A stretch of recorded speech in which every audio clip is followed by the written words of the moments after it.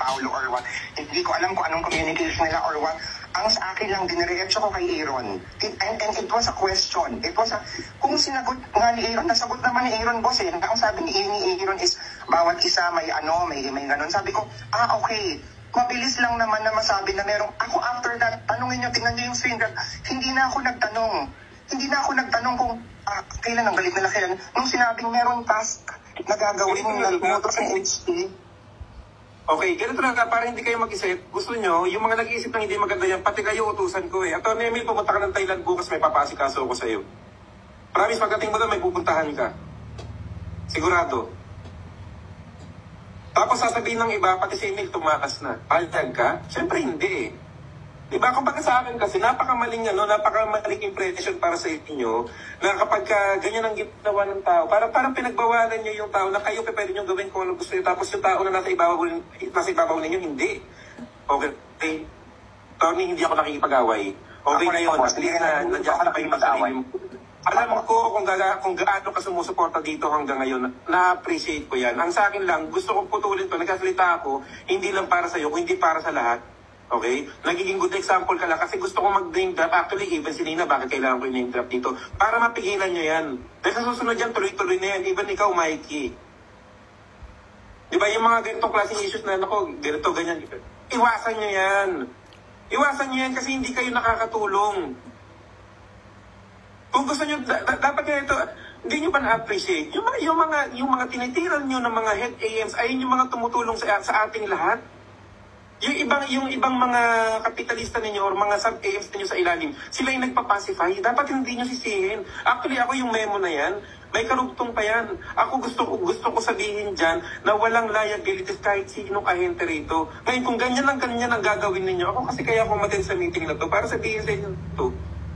Kung ganyan ang gagawin ninyo, isasama ko talaga kayo dyan. Pero kung ang gagawin nyo, susuporta kayo dito, na ganito, itayuan natin kung ano implementation, tayuan natin kung ano yung gagawin natin, way of settlement.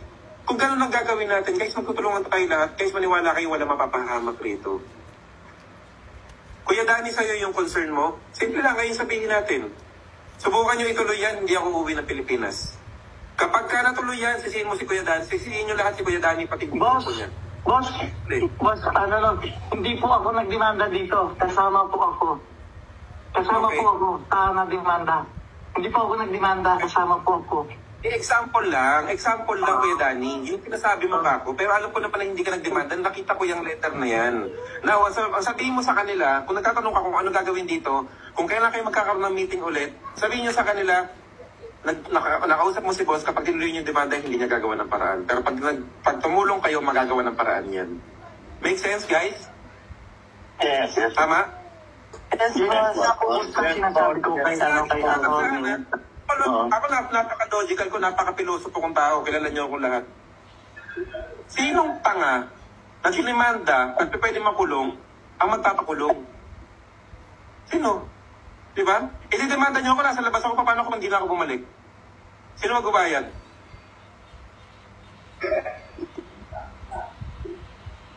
Guys, isang demanda lang kung bakit sa akin maniwala kayo hindi ako babalik ng Pinas.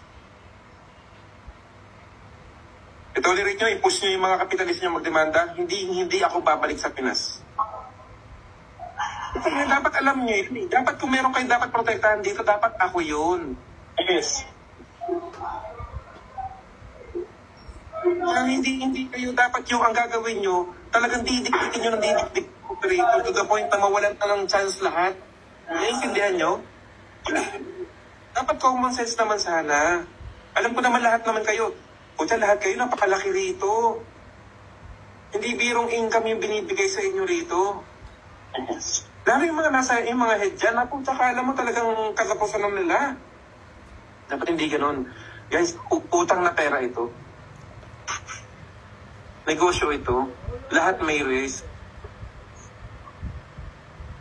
Ako, dati ang lakas ng loob ko. Iniisip kong kayang-kaya kasi ang daming nagtutulong-tulong. Kaya lang kung ganito ang sitwasyon, nakikita ko eh. Kanya-kanya ang daming pinapatong information sa akin. Buti na lang kahit pa paano may mga kaibigan tayo na humaharang ng kung ano-anong kaso. Pero isang warrant of arrest lang, maniwala kayo sa akin, hindi ako